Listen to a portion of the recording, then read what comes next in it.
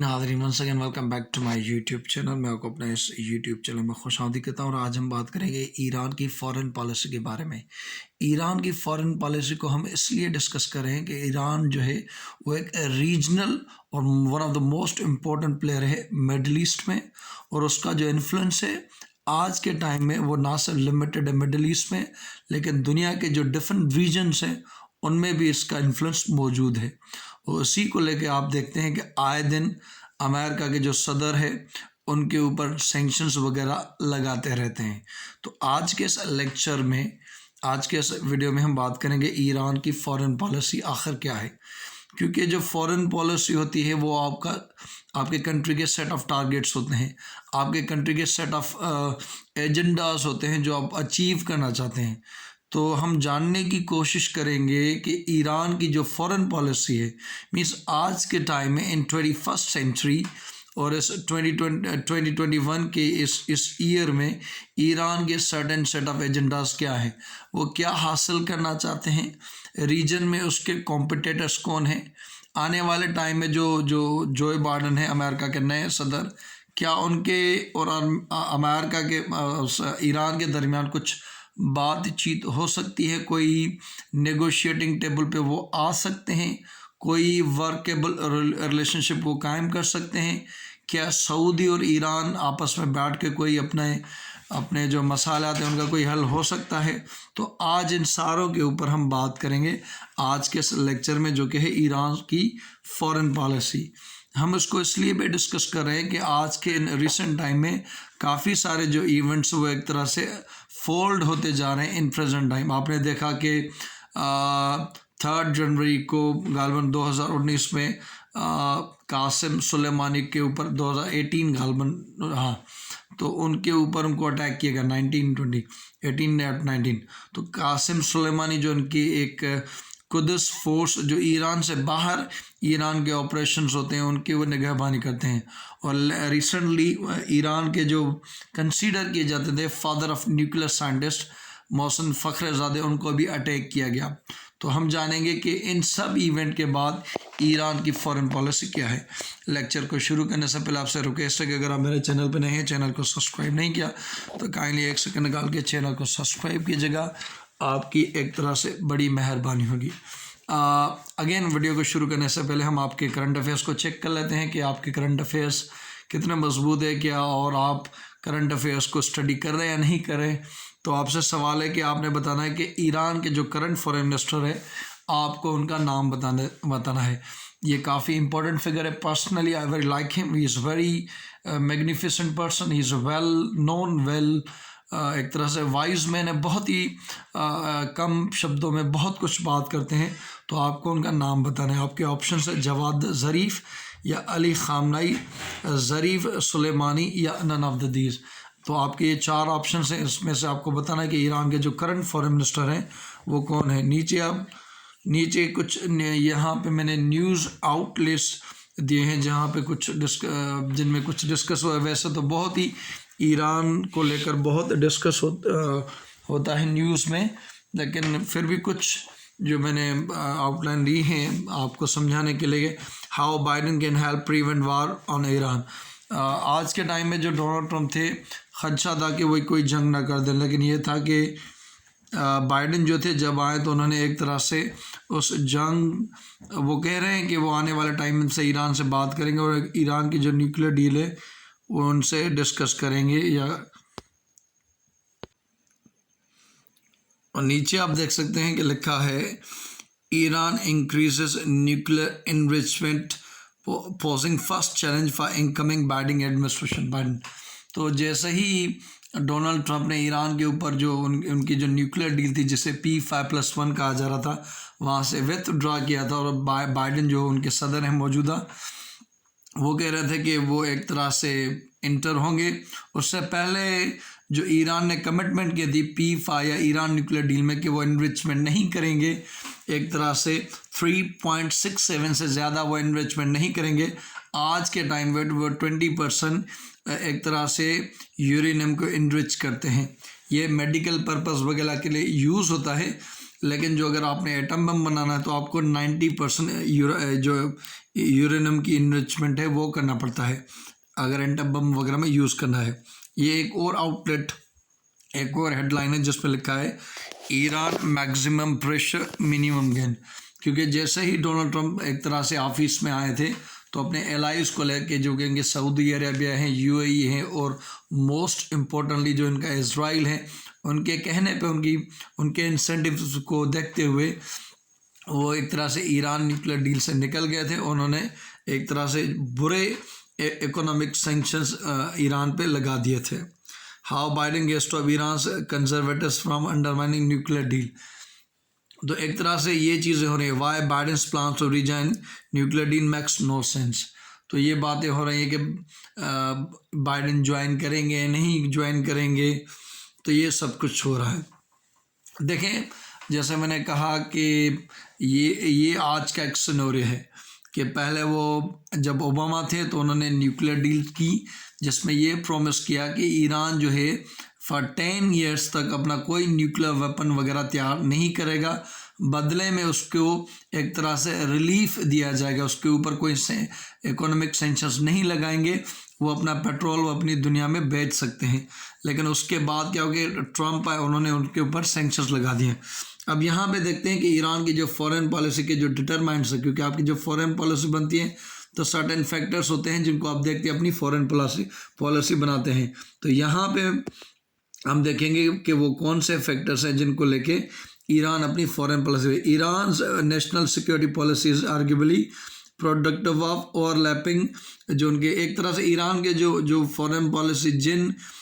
डिटरमाइनेंट्स means जिन factors को लेकर drive होती है, उनमें यह है कि आपको पता है कि ईरान के अंदर एक इस्लामिक रिवॉल्यूशन आई थी। जी हाँ, उससे पहले शाह ऑफ ईरान थे जो कि बड़े ही क्लोज एलाय थे अमेरिका के, और एक तरह से उनके टाइम में तो अमेरिका ने खुद ईरान को एटम्स फॉर पीस दिए थे, ये आप याद देखिए एटम्स फॉर पीस, लेकिन आज के टाइम में उसी के वो खिलाफ है। तो जो खानमाई थे वो एक इस्लामिक रिवॉल्यूशन आई थी, तो आज के टाइम तक वो एक कॉन्सेप्ट चला आ रहा है।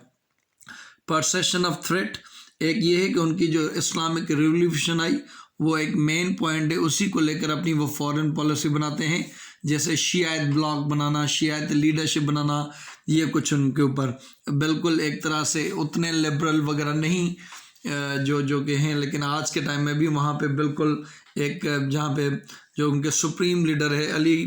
आयतुल्लाह खामनेई वो कंट्रोल करते। तो एक मेन जो है वो उनकी इस्लामिक रिवॉल्यूशन डिटरमाइंड, उसकी फॉरेन पॉलिसी का थ्रेट उनको कहाँ से थ्रेट है, जैसे कि उनको सऊदी अरेबिया से है, यूएई से है या इस्राइल से है, तो वह देखते हैं कि उनको थ्रेट कहाँ से आ रहा है। और दूसरा ये कि वहाँ पे एक रिजीम है, जैसे मैंने कहा कि वहाँ पे जो हुकूमत है वो जो है हुकूमत है अली खामनेई की है, तो एक तरफ से उनके वो सुप्रीम लीडर है, वो जो कहते हैं वही होता है, उनके सदर भी उनके आगे ही साइड में बैठते हैं, जो उनको वो कहते हैं वही करते हैं। और वो देखते हैं कि उनके लॉन्ग नेशनल इंटरेस्ट क्या है, तो अपने इस्लामिक रिवॉल्यूशन को देख के, उनकी अपनी रिजीम को देख के, उनके जो इंटरेस्ट है उनको प्रोटेक्ट करने के लिए वो अपनी फॉरेन पॉलिसी को डिटेयर करते हैं। और ये कोशिश करते हैं आज के टाइम में कि उनकी फॉरेन पॉलिसी का जो one of the man leading issue है कि वो कोशिश करते हैं कि उनको कोई उनके ऊपर कोई अटैक ना करे। उनको डर लगता रहता है कि इस्राइल जो उनके जो एक तो मिडल ईस्ट में मौजूद है, उनके ऊपर कोई अटैक ना कर दे विद अमेरिका से मिल के। और उनकी जो रिजीम है, क्योंकि अमेरिका यूएस अमेरिका की और उनके इस्राइल की ये कोशिश रहती है कि वहाँ पे कोई उनका प्रो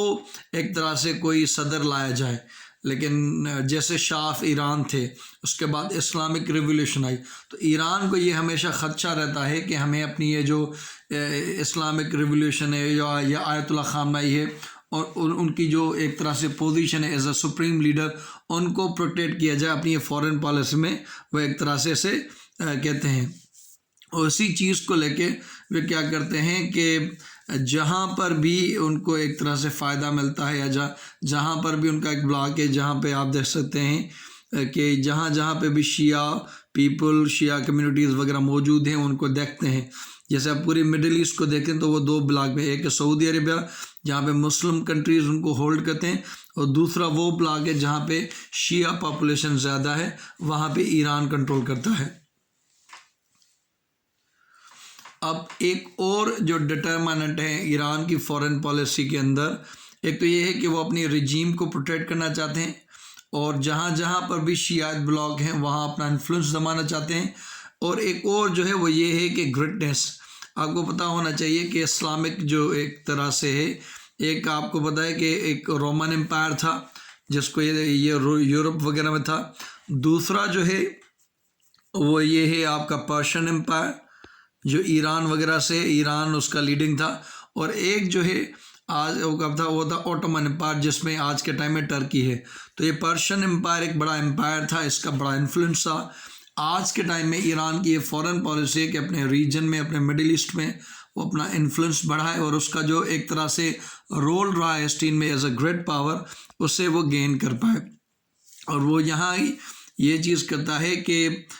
इस चीज़ को हासिल करने के लिए जितने भी उसके जो शियात कंट्रीज़ हैं, जैसे आप देख लें कि आपको पता उनको मटेरियल प्रोवाइड करता है इस चीज़ को, कि हमारा एक इन्फ्लुएंस है। सीरिया के अंदर बशर अल असद को उन्होंने सपोर्ट किया, हिजबुल्लाह जो थे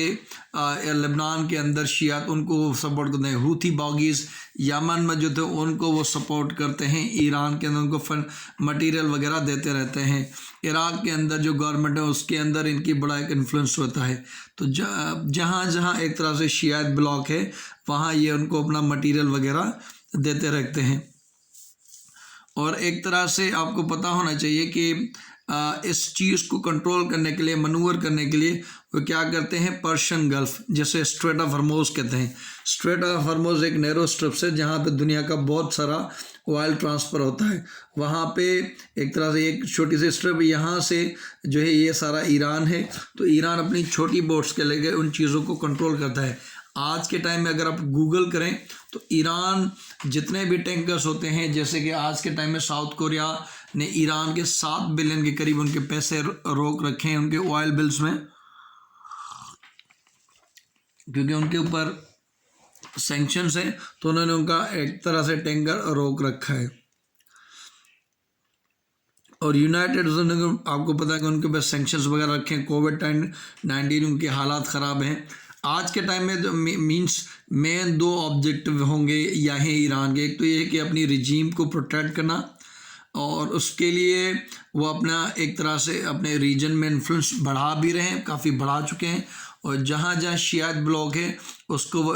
एक तरह से सपोर्ट भी दे रहे हैं, मिलिट्री सपोर्ट भी दे रहे हैं। और आज के टाइम जो सबसे बड़ा उनका चैलेंज है वो है इकोनॉमिक चैलेंज और कोविड-19 पैंडमिक। शुरू में जितनी डेथ चाइना में अंदर हो रही थी या अमेरिका में हो रही थी, तो उसी नंबर के हिसाब से ईरान में भी डेथ वगैरह हो रही थी और प्रोटेस्ट वगैरह भी हुए थे। और जैसा कि एक तरह से ट्रंप एडमिनिस्ट्रेशन जब सदर बने थे तो उन्होंने ईरान से डिमांड की थी कि एक तो वो ईरान से जो न्यूक्लियर डील थी वो निकल गए थे, और आज के टाइम में जो बाइडेन एडमिनिस्ट्रेशन हम देखेंगे कि आने वाले टाइम में बाइडेन कैसे उनसे रिएक्ट करते हैं। ट्रंप एडमिनिस्ट्रेशन ने आते ही डिमांड की थी कि ईरान अपनी मलाइन एक्टिविटीज़ बंद करें, मीन्स जो प्रोक्सी वारफेयर को सपोर्ट करते हैं मिडिल ईस्ट के अंदर, जिसमें अंदर लेबनान, सीरिया या यमन में, उनको वो ख़त्म करें। तो ये एक ईरान की फॉरेन पॉलिसी का एजेंडा है कि वो अपनी रिजीम को, अपने रीजन के इन्फ्लुएंस को वो एक तरह से बढ़ाते जा रहे हैं, और अपना जो एक तरह से जो उनके जो शियात आइडियोलॉजी है उससे वो प्रमोट करते हैं। और ट्रंप ने एक तरह से सैंक्शंस वगैरह लगा दिए थे ताकि वो अपनी वो एक्टिविटीज़, इकोनॉमिक प्रेशर उनके ऊपर बढ़े, उनके आवाम में एक तरह से इन्फ्लेशन हो, गुर्बत हो, और लोग रोड्स पे निकल आए। जैसे ही रोड्स निकल पे आए तो उस हुकूमत का, ईरान के अंदर जो हुकूमत है उसका तख्ता उल्टे, और फिर एक अब अमेरिका अपना एक फेवरेबल बंदा ला के बैठा दे जो अमेरिका उनके एलाइज के जो एक तरह से इंटरेस्ट है उनको प्रोटेक्ट करे। और इसी चीज़ को लेकर उन्होंने मैक्सिमम प्रेशर, उन्होंने कोई मिलिट्री स्ट्राइक्स वगैरह नहीं की, हालांकि उन्होंने कासिम सुलेमानी के ऊपर अटैक किया, मोहसिन फ़खरीज़ादे पे किया, लेकिन फुल फ्लेज वार अभी भी उन्होंने ईरान के ऊपर नहीं की। उन्होंने एक तरह से मैक्सिमम प्रेशर उनके ऊपर लगाए थे, जो कि आज के टाइम में हमें नहीं लगता कि इतने कामयाब हैं। आपको पता, मैं अगेन इसे रिपीट कर देते हैं कि प्रेसिडेंट ट्रम्प ने विथ दिया क्या था अमेरिका को, जो 2015 की मल्टीलेटरल डील हुई थी 8 मई को 2018 को, और अगेन उनके ऊपर सैंक्शंस इम्पोज कर देते हैं 5 नवंबर 2018 को। अब यहाँ पे जो भी एक तरह से कोशिश की जा रही थी कि कोई डिप्लोमेटिक तरीके से या पॉलिटिकल तरीके से उसे हल किया जाए, वो कुछ हुआ नहीं, और कोशिशें की गई कि इकोनॉमिकल तौर पे, पॉलिटिकल तौर पे ईरान को आइसोलेट किया जाए, वीक किया जाए, कमज़ोर किया जाए। लेकिन आज के टाइम में भी ईरान ये सारी चीज़ें परसिस्ट कर रहा है, फेस कर रहा है और एक तरह से उनको टैकल करा है। आज के टाइम में ईरान को जो सबसे बड़ी एक तरह से सपोर्ट है वो एक तरह से रशिया और चाइना की तरफ से आई जा रही है। अब यहाँ पे है कि अगर ईरान इन चीज़ों का रिटालिएट करता है तो वो जो अमेरिका के जो एलाइज हैं, उनके जो इंटरेस्ट है, उनके जो बेसेस हैं, कुछ भी हैं, उनके ऊपर अपने एलाइज, अपने जो शियात एलाइज हैं, उनकी मदद से उनके ऊपर वो अटैक वगैरह करा लेता है। और इसी चीज़ को डिटर करने के लिए अमेरिकन ने अपने जो रीजनल एलाइज हैं, उनके जो कंट्रीज हैं, उनके अंदर अपने फोर्सेस की डिप्लॉयमेंट वगैरह बढ़ा दी है।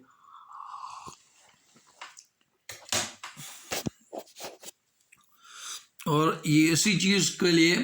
ताकि कोई अपना उनका एलाइज वगैरह उनके हाथे न चढ़ जाए, वो अपने एलाइज को ट्रेनिंग भी कराते रहते हैं, उनको असिस्टेंस वगैरह भी देते हैं। जैसे सऊदीया के अंदर अमेरिका के एक बड़ा एक मिलिट्री एयरबेस मौजूद है। कतर के अंदर उनका मिडिल ईस्ट का सबसे बड़ा एक एयरबेस मौजूद है। तो इन कंट्रीज़ को एक तरह से जो ईरान ये कंट्री जो है वो उनको सपोर्ट भी कर रहा है। अब बाइडेन ने ये तो ओवरऑल था अमेरिकन सदर जो थे ट्रम्प के एडमिनिस्ट्रेशन, उस टाइम के ये हालात थे जो मैंने बताया। पहले ओबामा था, वहाँ पे एक न्यूक्लियर डील हुई जो एक तरह से साइन की, जिसमें ये था कि ईरान के ऊपर कोई इकोनॉमिक सैंक्शंस नहीं होंगे, बदले में 10 साल तक ईरान कोई न्यूक्लियर बम नहीं बनाएगा, और कोई एक तरह से ये था कि यूरेनियम एनरिचमेंट कोई इतने किलो वो रखेगा, उसको एनरिच 3.67 से ज़्यादा नहीं करेगा। सेंट्रीफ्यूज जो मदद करते हैं यूरेनियम बनाने में, वो उनके कर्टेल कर दिए गए ताकि वो ना बना पाए। लेकिन जैसे ही ट्रम्प आए उन्होंने विथड्रॉ किया, उसके ऊपर सैंक्शंस लगा दिए और ईरान के जो हालात हैं वो बिल्कुल ख़राब हो गए और कासिम सुलेमानी मोहसिन फ़िज़ा की डेथ होगी। अब बाइडेन एडमिनिस्ट्रेशन है, ये टाइम बताएगा। वैसे उन्होंने कहा है कि वो बात करेंगे, अगर ईरान अपने कंप्लाई करता है तो वो कर लेंगे। तो एक तरह से बाइडेन पे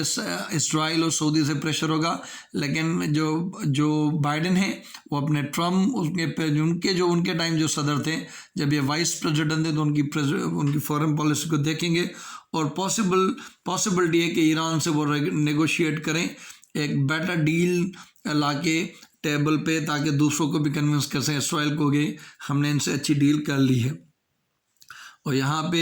अगेन मैं आप लेक्चर को सम अप कर लेते हैं कि ईरान जो है वो एक मिडिल ईस्ट में एक पावरफुल कंट्री है, उसकी पावरफुल आर्मी है और वो उस चीज़ को मेंटेन करना चाहते हैं, अपना एक डोमिनेंस बनवाना चाहते हैं, उसके अंदर उनकी जो रिजीम है उसे मेंटेन करना चाहते हैं, रीजन में अंदर जो उनका इन्फ्लुएंस है उससे वो मेंटेन करना चाहते हैं, उनकी जो एक तरह से इस्लामिक रिवोल्यूशनरी आइडियोलॉजी उससे वो मेंटेन करना चाहते हैं, और एक तरह से उनके अंदर जो एक पर्शियन एम्पायर का जो ग्रेटनेस का जो था वो आज के टाइम में मौजूद है। और ये उनकी मिलिट्री माइट तो मौजूद है, लेकिन सैंक्शंस की वजह से फ़िलहाल अपने ये न्यूक्लियर प्रोग्राम को पीछे ले जाएंगे, क्योंकि इस्राइल के पास मौजूद है। तो आने वाले टाइम में कहीं ना कहीं ये ईरान छुपके से ही अपना न्यूक्लियर वेपन वगैरह बना लेगा। आप इसके बारे में क्या सोचते हैं नीचे कमेंट बताएं। और यहाँ पे उनके जो करंट मिनिस्टर हैं वो है Javad Zarif, option A, one of the brilliant जो हैं, एक तरह से उनके फॉरेन मिनिस्टर हैं, बिल्कुल कम शब्दों में बहुत अच्छा बात कर जाते हैं। तो ये उनके फॉरेन मिनिस्टर हैं। आई होप कि आपको पसंद आएगा। देखने का बहुत शुक्रिया। अल्लाह हाफ़िज़।